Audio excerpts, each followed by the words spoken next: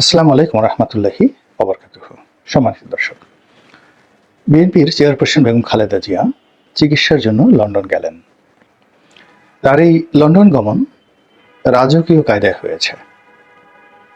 কেবলমাত্র রাজকীয় বললে হবে না, আনুষ্ঠানিকতা, তারপর মন মানসিকতা এবং পরিবেশ পরিস্থিতি সমস্ত কিছুর মধ্যেই ছিল মনে হচ্ছে যে কিং অর কুইন, রাজা বা রানী, তিনি সগৌরবে দেশের বাইরে যাচ্ছেন। তাকে বহন করার জন্য কাতারের জামির, তিনি তার ব্যক্তিগত বিমান বহরে যে এয়ার অ্যাম্বুলেন্স রয়েছে, বিলাসবহুল এয়ার অ্যাম্বুলেন্স, এরকম একটি সুসজ্জিত এয়ার অ্যাম্বুলেন্স যেখানে ডাক্তার, মেশিনপত্র, তারপর এই বিমান যাত্রায় একজন অসুস্থ মানুষের যত রকম সাপোর্ট দরকার পরিপূর্ণ সাপোর্ট সহ বিশ্বের সবচেয়ে বিলাসবহুল এবং সবচেয়ে অত্যাধুনিক, যেটি কাতারের আমির স্বয়ং তার নিজের জন্য ব্যবহার করেন, এরকম একটি এয়ার অ্যাম্বুলেন্সে করে বেগম খালেদা জিয়া লন্ডনে যাচ্ছেন। এবং যাত্রাপথে তিনি কাতার যাবেন এবং সেই কাতারে যখন তিনি যাত্রা বিরতি করবেন সেখানে তার সঙ্গে দেখা করার জন্য স্বয়ং আমির আসবেন। তো বিএনপি যারা করেন, সমর্থন করেন, তাদের জন্য এই খবর, এই দৃশ্য রীতিমতো গর্বের। তাদের বুকের ছাতি অনেক বড় হয়ে গিয়েছে, আনন্দে তারা উদ্বেলিত, উল্লসিত যে তারা যা রাজনীতি করেন বা যে রাজনীতি করেন সেই রাজনীতির প্রাণ ভ্রমর তিনি বেগম খালেদা জিয়া। তার গ্রহণযোগ্যতা এবং তার যে আন্তর্জাতিকতা, এটি এই সময়টিতে এসে এতটা মর্যাদাপূর্ণ হয়ে উঠবে, এটি বিএনপির লোক এক সপ্তাহ আগেও কল্পনা করতে পারেনি। যা হোক, তিনি গেলেন। যাওয়ার সময় আমরা যে দৃশ্য দেখলাম, হাজার হাজার মানুষ রাস্তার দুপাশে দাঁড়িয়ে তাকে বিদায় জানাচ্ছেন এবং আগ্রহ ভরে, শ্রদ্ধা ভরে হাত নাড়ছেন। আর জনগণের এই আবেগ এবং উচ্ছ্বাস দেখে বেগম খালেদা জিয়া, যিনি খুবই অসুস্থ এবং তার শরীর ভেঙে গিয়েছিল এবং গত সেই আগস্টের পর থেকে যে কয়বারই আমরা তাকে জনসম্মুখে দেখেছি, প্রায় সববারই তাকে বিবর্ণ, মলিন মনে হয়েছে। তার হাত বাঁকা হয়ে গিয়েছে, পা বাঁকা হয়ে গিয়েছে, মুখ তার কিছুটা হলেও বাঁকা হয়ে গিয়েছে এবং কথা বলতে তার খুব কষ্ট হচ্ছিল। কিন্তু এই যে রাজকীয় সম্মান এবং মর্যাদা, এই মর্যাদার পরশে তিনি মাত্র ৬-৭ দিনের ব্যবধানে, অর্থাৎ যখন তার লন্ডন যাওয়া চূড়ান্ত হলো এবং তাকে বহন করার জন্য যখন কাতারের আমির যে তাকে তার জন্য এয়ার অ্যাম্বুলেন্স পাঠাবেন, এই খবর তিনি যখন জানলেন, তার মধ্যে কতগুলো প্রাকৃতিক পরিবর্তন এলো। প্রাকৃতিক পরিবর্তনের কারণে আমরা দেখলাম যে তিনি যে সময়টিতে এয়ারপোর্টে গেলেন, তখন এই গত কয়েক মাসের মধ্যে তার চেহারার লাবণ্য চমৎকার ছিল এবং তিনি বলতে গেলে প্রাকৃতিকভাবে সুন্দর হয়ে গেছেন। তার মনোবল বৃদ্ধি পেয়েছে এবং তিনি তার যে চিরাচরিত হাসি, তিনি যখন অসুস্থ অবস্থায় হাসার চেষ্টা করেছেন তখন সেটাকে কান্নার মতো মনে হয়েছে। কিন্তু বেগম জিয়ার যে একটা ঐতিহাসিক হাসি রয়েছে, দ্য স্মাইলিং ফেস, তার এই ৭৯ বছর বয়সে এই বিমানে তিনি বসে, অর্থাৎ কাতারের আমিরের পাঠানো বিমানে বসে তিনি যে হাসিটি দিয়েছেন, অথবা এয়ারপোর্টে ওঠার আগে মির্জা ফখরুল সাহেবের সঙ্গে কথা বলতে গিয়ে তিনি যে হাসি বিনিময় করেছেন, ওটাতে তার যে চিরাচরিত হাসি ফুটে উঠেছে। এটাও বিএনপির যারা লোকজন আছে তাদের রীতিমতো আনন্দের অন্যতম কারণ। এর উল্টো দিকে এখন সবাই যেটি করছে, ঠাট্টা করছে যে এ কি হলো বাংলাদেশে। প্রকৃতির নিয়মে বেগম খালেদা জিয়া যে সম্মান পেলেন, আর অন্যদিকে ১৫ বছর অত্যন্ত শক্ত হাতে দেশ পরিচালনা করার পর তিনি একটি কার্গো প্লেনে করে তিনি বাংলাদেশ থেকে পালিয়ে গেলেন। এটা কি হলো? এবং তিনি এই যেখানে তিনি রাজকীয় মেহমান রূপে জীবন সাহায্যে এসে একজন সেই তার জীবনের শেষ পরিণতিতে শেষ হাসি দিলেন, আর অন্যজন পলাতক অবস্থায় গুপ্ত স্থানে থেকে তিনি যে আহাজারি করছেন, এটাই কি নিয়তির শেষ পরিণতি? এটাই কি মানুষের জীবনের শিক্ষা? কেন আমরা এই কাজগুলো করি? তো এখানে সব ঠিকই আছে। এর কারণ হলো যে মানুষ সবসময় বিজয়ীর পক্ষে থাকে।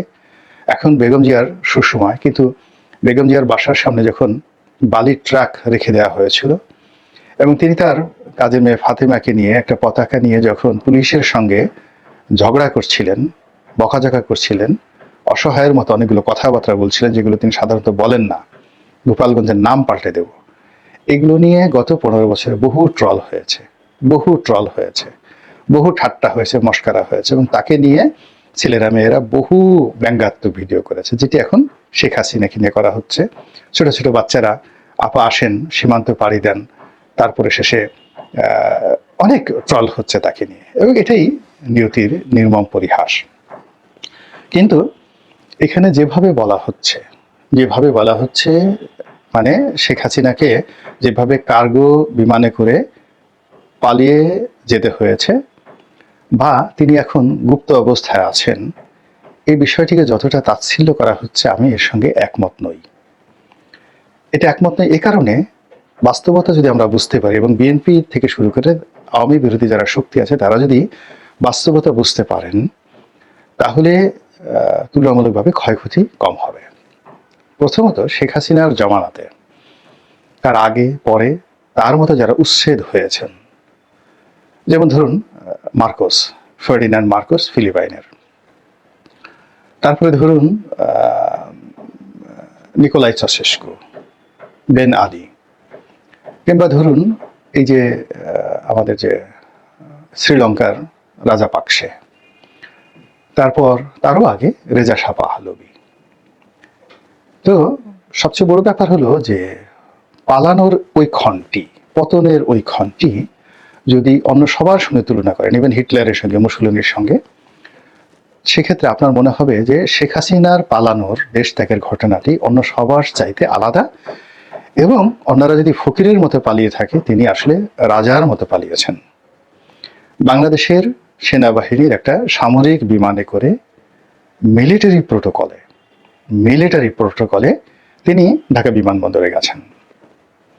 তারপর সেই বিমানবন্দরের যে সামরিক বিমান, এটা কার্গো বিমান নয়, মিলিটারি বিমান, যাত্রীবাহী বিমানের চাইতে মিলিটারি বিমান সব দিক থেকে নিরাপদ, দ্রুতগামী। এই মিলিটারি বিমানে করে তিনি যখন গিয়েছেন, যারা এই বিমান চালিয়েছেন তারাই এই বিমানের নিরাপত্তা নিশ্চিত করেছেন। এবং এই বিমান যখন বাংলাদেশের সীমানা পাড়ি দিয়ে ভারতে গেছে, তখন ভারতের জঙ্গি বিমান রাফায়েল বিমান দিয়ে, প্রোটোকল দিয়ে, নিরাপত্তা দিয়ে তাকে দিল্লিতে নিয়ে যাওয়া হয়েছে। যে ঘটনা কোনো অবস্থাতেই অন্য যারা পরাজিত, পলাতক, পতিত স্বৈরাচার, তাদের সঙ্গে তুলনা করা যাবে না। এক, তিনি ভারতের মতো একটা শক্তিশালী রাষ্ট্রের রাজকীয় মেহমান হিসেবে আছেন। এ সম্মান নওয়াজ শরীফ পায়নি, এ সম্মান অন্য কোনো স্বৈরশাসক কখনো পাননি। এবং কোনো রাষ্ট্র শেখ হাসিনাকে যেভাবে ওন করছে ভারত, দলমত নির্বিশেষে, এভাবে অতীতে যারাই কোনো রাষ্ট্রে আশ্রয় নিয়েছেন, সেটা বেনজির ভুট্টো বলেন, নওয়াজ শরীফ বলেন, আসিফ আলী জারদারি বলেন, এমনকি তারেক রহমান সাহেব এখন লন্ডনে আছেন, লন্ডন বা ব্রিটিশ সরকার তাকে ওভাবে ওন করছে না যেভাবে ভারতের মতো একটা পরাশক্তি শেখ হাসিনাকে ওন করেছে। দ্বিতীয়ত, শেখ হাসিনাকে যে আশ্রয় দিয়েছে, তারা তাকে কোনো বস্তিতে রাখেনি। রাজপ্রাসাদে জেড ক্যাটাগরির তাদের যে সিকিউরিটি, ব্ল্যাক ক্যাট বাহিনী দ্বারা জেড ক্যাটাগরির সিকিউরিটি, যেটি নরেন্দ্র মোদী, সোনিয়া গান্ধী পেয়ে থাকে, ওই ক্যাটাগরির সিকিউরিটি দিয়ে তাকে সেখানে রাখা হয়েছে, উইথ অল ফ্যাসিলিটিস। একটি রাজকীয় মেহমান যেভাবে থাকেন, ওভাবেই তাকে রাখা হয়েছে।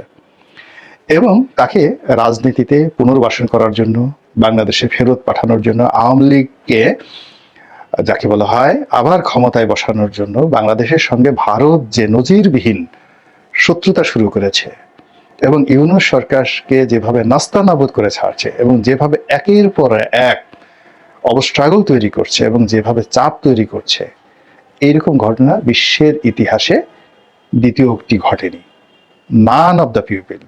এর আগে যত শাসক পরিচিত, মানে যাকে বলে পালিয়েছে, যেমন ইয়ামেনের শাসক পালিয়েছেন সৌদি আরবে, তাকে আশ্রয় দিয়েছে। কিন্তু শেখ হাসিনার জন্য ভারত যেটা করছে, ইয়ামেনের জন্য সেটা সৌদি আরব করেনি। যুদ্ধ করেছে কিন্তু ওভাবে করেনি। এরকম অসংখ্য ঘটনা, সাদ্দামের মতো মানুষ, তারপরে লিবিয়ার গাদ্দাফির মতো মানুষ, সারা দুনিয়াতে তাদের ফাইন্যান্স ছিল, কিন্তু তারা সবাই আশ্রয়হীন।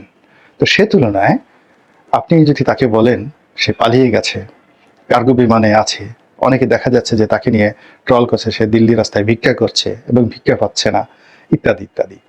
তো আপনি একটা জীবন্ত রয়্যাল বেঙ্গল টাইগার ঘুরে বেড়াচ্ছে আপনার চারিপাশে, আর আপনি মোসে তা দিয়ে বলছেন যে রয়্যাল বেঙ্গল টাইগারকে তাড়িয়ে দিয়েছি। This not the fact. আপনি ঘরের মধ্যে বসে আছেন, চারিদিকে আপনি যদি বিষধর গোকরা সাপ আপনার থাকে উন্মুক্ত অবস্থায়, আর আপনি ঘরে খিল লাগিয়ে বসে থেকে বললেন তাড়িয়ে দিয়েছি।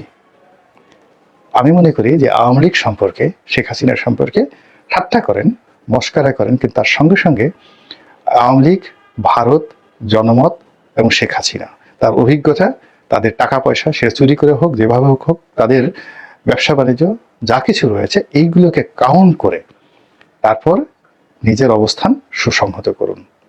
Otherwise all on a sudden কিতে কি হয়ে যায়, এটা আপনি আমি একটা হয়তো উফ শব্দ বলারও সময় পাবো না, যেভাবে শেখ হাসিনা পাননি। আল্লাহ আমাদের সবাইকে বাস্তব পরিস্থিতি বোঝার তৌফিক এনায়েত করুন এবং পরিবেশ পরিস্থিতি অনুযায়ী সিদ্ধান্ত নেওয়ার তৌফিক এনায়েত করুন। আসসালামু আলাইকুম ওয়া রাহমাতুল্লাহি ওয়া বারাকাতুহু।